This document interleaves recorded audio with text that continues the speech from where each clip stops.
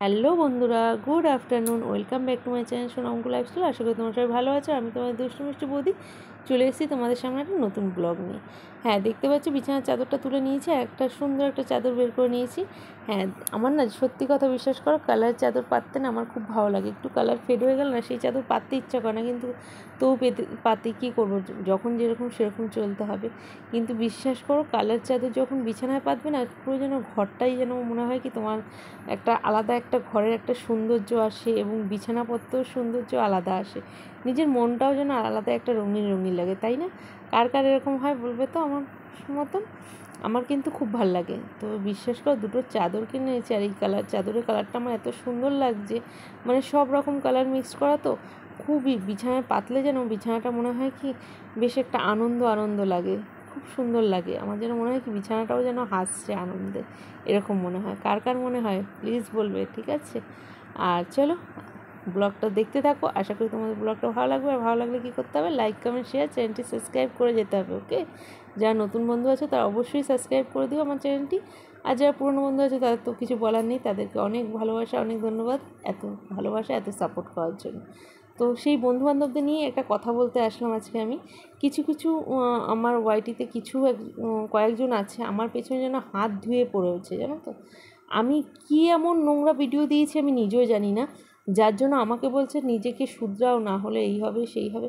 আমি তাদেরকে বলতে চাই, হয়তো তারা ভাবছে যে আমি হয়তো ভয় পেয়ে গেছি। না, আমি ভয় পেয়ে যাইনি। কারণ কেন বলো তো, আমি যদি এমন কিছু নোংরা ভিডিও করতাম তাহলে আমি ওয়াইটির থেকে আমাকে গাইডলাইন্সের জন্য আমাকে করতো।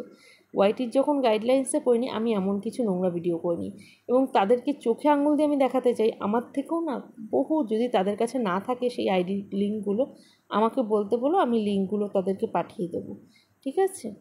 কারণ তাদেরকে যদি সমাজ এতই শুধরাতে হয় না, প্রথমত কথা নিজেকে শুধরাও। সমাজ শুধরানোর আগে নিজেকে শুধরাতে হয়। নিজে যদি ঠিক থাকো সমাজটাকেও ঠিক করতে পারবে, নিজে ঠিক না থাকলে সমাজটাকে ঠিক করতে পারবে, প্রথমত কথা। আর দ্বিতীয়ত কথা, ওয়াইটিটা কারো পার্সোনাল প্রপার্টি না, ওয়াইটিটা সবার প্ল্যাটফর্ম, ঠিক আছে? সেখানে যে যেরকম ভিডিও বানাতে পারে। হ্যাঁ, অবশ্যই ওয়াইটি একটা গাইডলাইন্স আছে, তার মধ্যে থেকে ভিডিও বানাতে হবে। তার বাইরে ভিডিও বানালে অবশ্যই ওয়াইটি তোমাকে ডিলিট করে দেবে, ঠিক আছে? তো সেই জন্য বেকার এক্সট্রা কাউকে নিতে হবে না।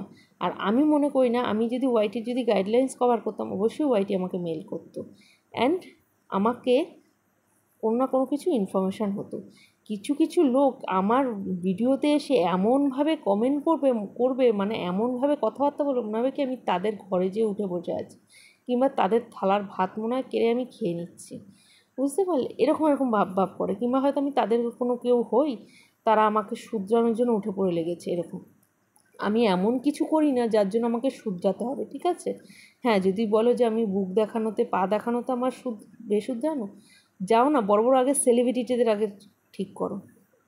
যারা এই যে ওয়াইটিতে আসলে যাদের চ্যানেলে সার্চ করলে দেখা যায় না যে শাড়ি কেমনভাবে পরতে হবে, ব্লাউজ কেমনভাবে পরতে হবে, বিকিনি কেমনভাবে পরতে হবে, তারা যেই প্রসেসিংগুলো দেখায় তাদেরকে যে আগে ব্লক করো। তাদেরকে বলো যে এইসব দেখাবে না ওয়াইটিতে, আমাদের ঘরে বাচ্চা কাচ্চারা আছে, আমাকে দেখে যদি তোমাদের বাচ্চা কাচ্চারা খারাপ হয়, তাহলে সেরকম বাচ্চা কাচ্চা আমি মনে হয় না আমি এমন কোনো ভিডিও করি যে আমাকে দেখে সেই বাচ্চাদের খারাপ হবে, ঠিক আছে? তো আগে নিজেকে শুধরাও, তারপর আমাকে জ্ঞান দিতে এসো। ওকে, তো চলো বাই।